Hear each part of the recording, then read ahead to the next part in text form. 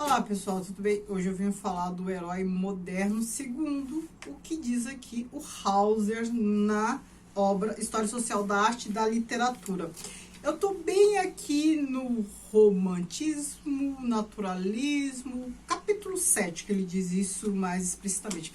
O que ele diz, na verdade? Ele apresenta não só o contexto do herói moderno, mas as características do herói moderno, considerando o romantismo e o que vem depois do romantismo, que é o naturalismo, depois o realismo. Então, como está a sociedade naquele momento e por que o herói tradicional já não interessa mais? É basicamente isso. Então, eu vou ler alguns trechos. Vocês sabem que eu faço leitura compartilhada desse livro para membros, mas tem tópicos tão interessantes aqui, principalmente nessa parte que eu estou lendo, né, começo do século XIX, que eu acho por bem extrair, clivar algumas coisas e fazer um vídeo à parte para todos, né, e aí discutindo mais alguns pontos. Como é a questão do herói moderno, que não é nem um tópico, nem um capítulo aqui. Antes de mais nada, eu vou pedir para você se inscrever neste canal, caso ainda não seja inscrito. Me siga no Instagram, o Que Vi do Mundo, e veja as opções para membros. Toda semana tem conteúdo exclusivo para membros deste canal. E um deles é a leitura compartilhada deste livro aqui. Tem outras coisas também, outros conteúdos. Dê uma olhadinha lá.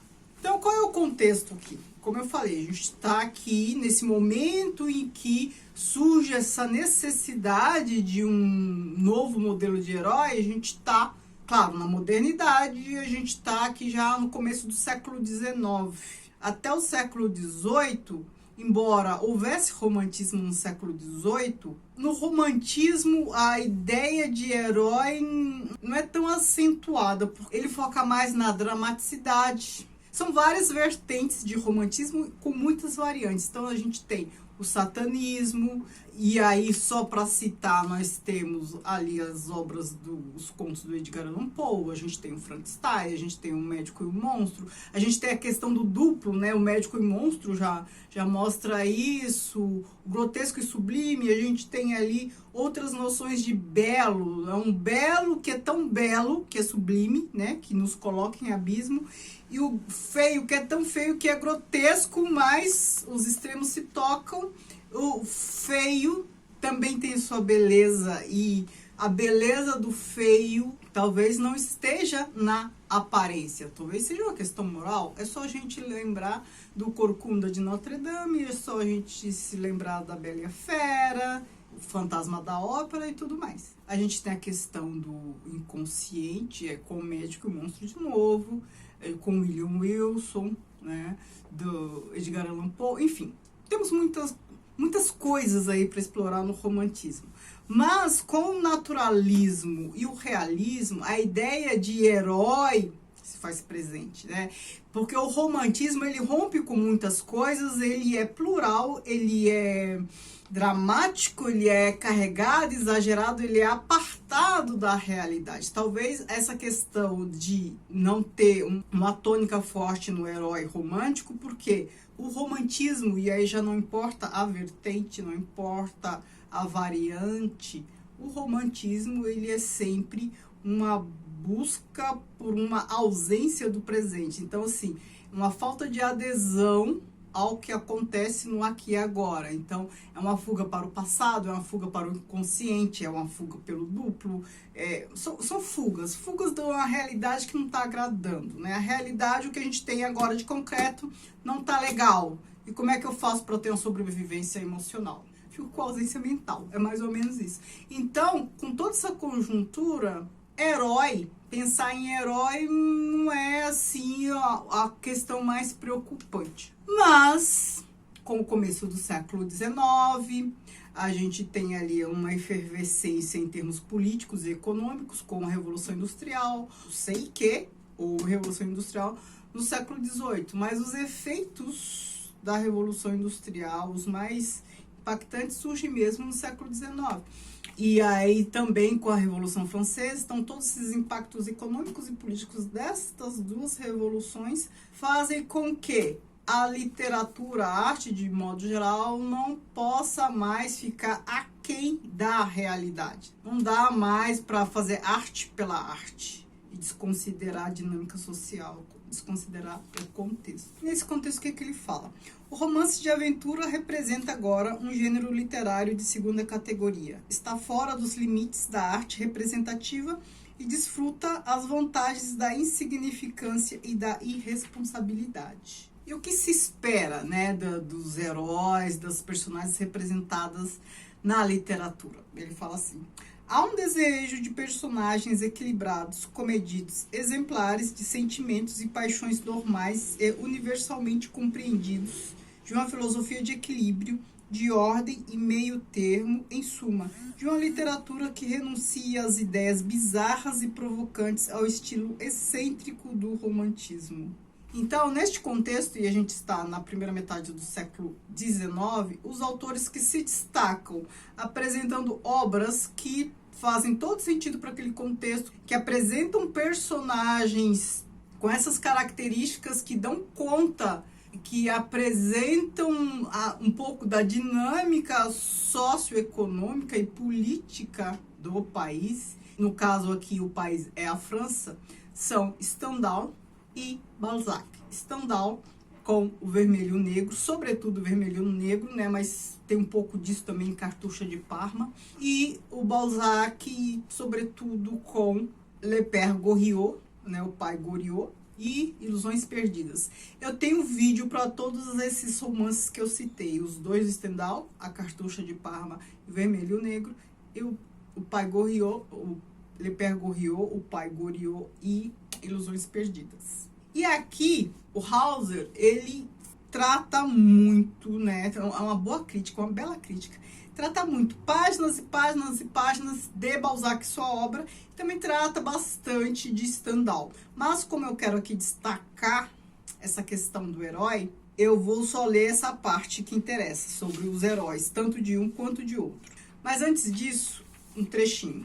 Com Stendhal e Balzac, o romance social torna-se o romance moderno e, a partir de agora, parece inteiramente impossível retratar um personagem isolado da sociedade e permitir seu desenvolvimento fora de um ambiente social definido. O que ele está falando? O herói que surge nesse momento, o personagem que surge nesse momento, ele é representante de uma classe. E olha que a gente nem está falando de socialismo, né, de Marx. Marx já estava nesse momento aqui muito alerta, Marx e Engels, com o que estava acontecendo no mundo e tal.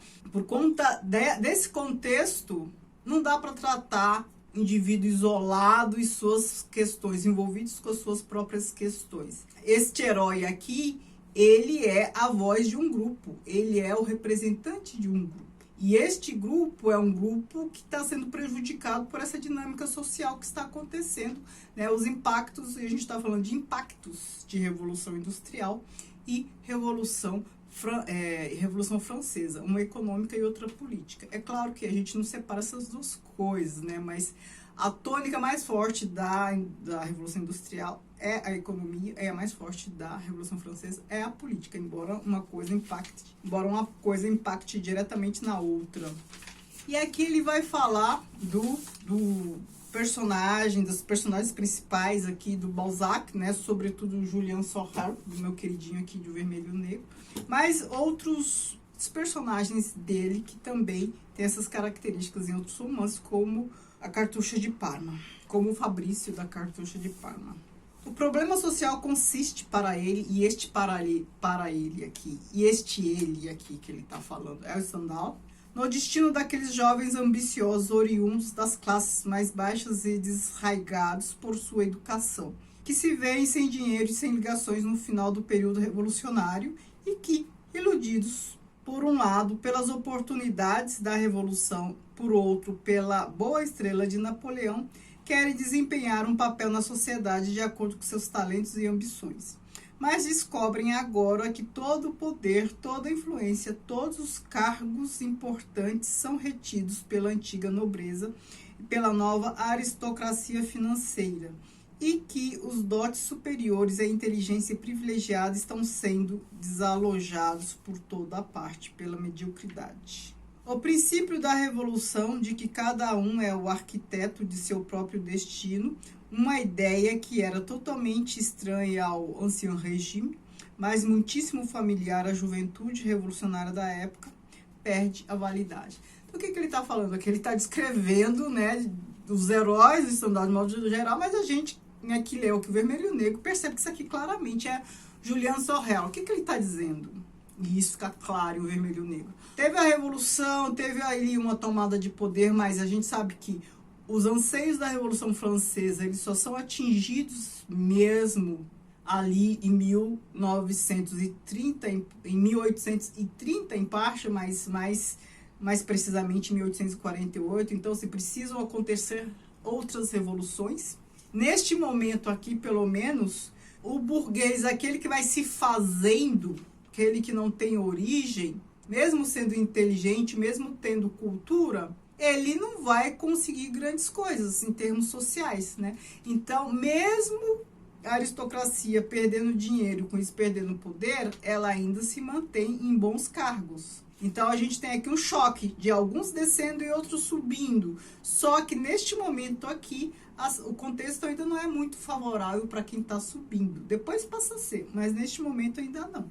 Ele fala, Julian Sorel é o primeiro herói num romance a estar constantemente cônscio de seu nascimento plebeu e a considerar todo sucesso como uma vitória sobre a classe dominante e toda derrota como uma humilhação. Então, o que a gente percebe?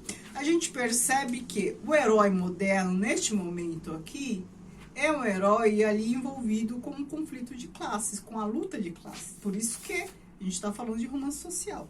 O destino comum dos heróis de Stendhal não alerta, porém, o fato de que a luta de classes é a fonte sociológica do novo tipo de herói e de que Fabrice é de Cartucho de Parma e Lucien é de um outro romance do Stendhal que eu não li, não passam de transcrições ideológicas do Julian, que é o Julian Sorel de O Vermelho e o Negro. Variações do indignado plebeu, espécies do, abre aspas, infeliz que travam a guerra contra a sociedade inteira. E é essa questão aqui de O Vermelho e o Negro.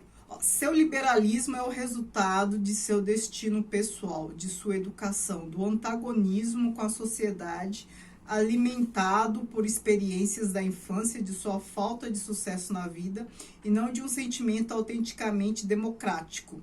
Ele é um enfant de gauche, né? Então, uma criança de esquerda, em parte como vítima de seu complexo de Édipo, mas também como o aluno de seu avô, que, como fiel discípulo dos filósofos setecentistas, transmite-lhe o espírito do iluminismo. E aqui fala dos fracassos e tal. E aí, por que, e a gente vê isso claramente em O Vermelho e o Negro, Napoleão é tão cultuado? Então, este herói, aqui moderno, pelo menos em Stendhal isso fica bem claro, mas não só, em Balzac também, só que menos diretamente, ele cultua Napoleão, porque o Napoleão é um arrivista, é uma pessoa que ascende socialmente, é o maior self-made man da história. Então, é aquele que prova que os que não são bem nascidos podem se dar bem. Napoleão chegou a ser imperador. Deixando de lado a glorificação estetizante do gênio, esse culto de Napoleão consiste, por um lado, na apreciação do arrivista e da vontade de ascender na sociedade. Por outro lado, numa manifestação de solidariedade com o derrotado, com a vítima da reação e dos pobres e dos poderes das trevas. Para Stendhal, Napoleão é, em parte, o pequeno tenente que se converte no senhor do mundo, o filho caçula do conto de fadas que resolve o enigma e ganha a mão da filha do rei. Em parte, o eterno mártir e herói espiritual que é bom demais para este mundo corrupto e acaba parecendo vítima dele. O imoralismo e o satanismo da atitude romântica também se imiscuem neste culto de Napoleão, transformando-o de uma apoteose de grandeza no bem e no mal, de uma admiração da grandeza a despeito do mal, que é frequentemente forçado a causar, no culto de grandeza precisamente por causa de sua prontidão a praticar o mal e até cometer crimes. O Napoleão de Stendhal é a semelhança do seu Sorel, e aí ele está falando de Julian Sorel, de O Vermelho e o Negro, um dos ancestrais de Raskolnikov, que é personagem do Dostoiévski, Crime e Castigo. São a personificação do que Dostoiévski entendia por individualismo ocidental que fez ser a causa da perdição de seu herói. A ideia do herói humilhado e que até prefere ser um mártir porque percebe que não dá para vencer aquela dinâmica social imposta. E a melhor maneira de vencer é morrendo. A morte é uma forma de não rendição. E agora para Balzac, como é o herói? A gente também está aqui neste mesmo modelo de herói moderno, tal, o indivíduo que não é descolado do seu contexto, muito pelo contrário, é fruto do seu contexto. É por isso que esses autores até são classificados, não gosto muito desse termo para dizer isso, mas eles são classificados como naturalistas, né? Então, assim, como classificar a obra de Balzac e de Stendhal? Eles estão ali no bojo do romantismo, tem muitas características ali do romantismo, né? Não dá para falar que não. Eles estão ali com o pé no realismo, mas também são naturalistas, né? No naturalismo. Por quê? Porque o herói é fruto do seu meio, né? Essa questão, assim, do determinismo, digamos assim, né? Embora eles não sejam tão dogmáticos, nenhum nem outro, né? E são autores muito bons por conta disso. Eles apresentam uma obra que você pode classificá-la um pouco, você percebe aspectos do romantismo, do naturalismo e do realismo. Precisa classificar? Não precisa, basta você identificar essas características e aí você consegue situá-los historicamente, o momento que eles estavam vivendo, sem essa necessidade de classificá-los. Por quê? Porque o contexto era bem complexo. Então, para o Balzac, o herói também, fruto de um contexto. Os heróis dele, das duas obras aqui, tanto Ilusões Perdidas quanto O Pai Goriot, e eu estou só tratando dessas duas que são as principais, mas a gente percebe heróis com essas características em outras obras de Balzac, são heróis também arrivistas. Também, né, um burguês que quer ascender socialmente, quer se dar bem. Balzac. Para ele, um personagem é em si mesmo desprovido de importância. Só se torna interessante e significativo como agente de um grupo social, que é mais ou menos aquilo que eu falei, como portador de um conflito entre interesses antitéticos condicionados pela classe. O próprio Balzac fala sempre de seus personagens como fenômenos naturais e quando quer descrever suas intenções artísticas nunca fala de sua psicologia, mas sempre de sua sociologia, de sua história natural da sociedade e da função do indivíduo na vida do corpo social. Ou seja, o indivíduo, o personagem, por mais que a história seja centrada nele, ele é representante de um grupo, não é ele isolado no mundo, assim. E é exatamente por isso que o Marx se volta, né? A gente está falando de Karl Marx, se volta para Balzac e começa a estudar ali as revoluções na França, esses autores, né? A gente está ali no contexto em que o socialismo surge, né? Surge por quê? Porque houve a Revolução Industrial. Então temos aqui 3 obras que representam bem a ideia de herói moderno, né? Quando a gente já rompeu com aquela ideia tradicional de herói que tem origem nobre, né? Se a gente pensar nas obras literárias até a Idade Média, pensando nas obras literárias clássicas, o herói ele era uma figura que ou era divina ou era um semideus. É aquele sem defeitos, sem conflito, forte, bravo. Aí depois a gente tem a ruptura com esse modelo e no século XIX surge esse tipo de herói, que é um herói representante de um grupo social, que é um herói representante de uma classe que sofre ali os impactos Revolução Industrial, Revolução Francesa e todo o resto que vai acontecendo. Então, a gente tem aqui os primeiros heróis modernos nessa acepção e depois deles vem vários outros. Vem os heróis de Dickens, Charles Dickens, que também está aqui nessa esteira. Vem os de Dostoiévski, todos, mas todos com essa condição aqui de sofrer os impactos do seu contexto, não terem mais origem nobre, muito pelo contrário, né? A gente está aqui no outro contexto, a gente está num contexto burguês, em que a aristocracia não é a condição para se produzir literatura, porque antes disso, né, os heróis, os personagens principais da literatura sempre tinham origem aristocrática. Agora não, agora as personagens têm origem burguesa.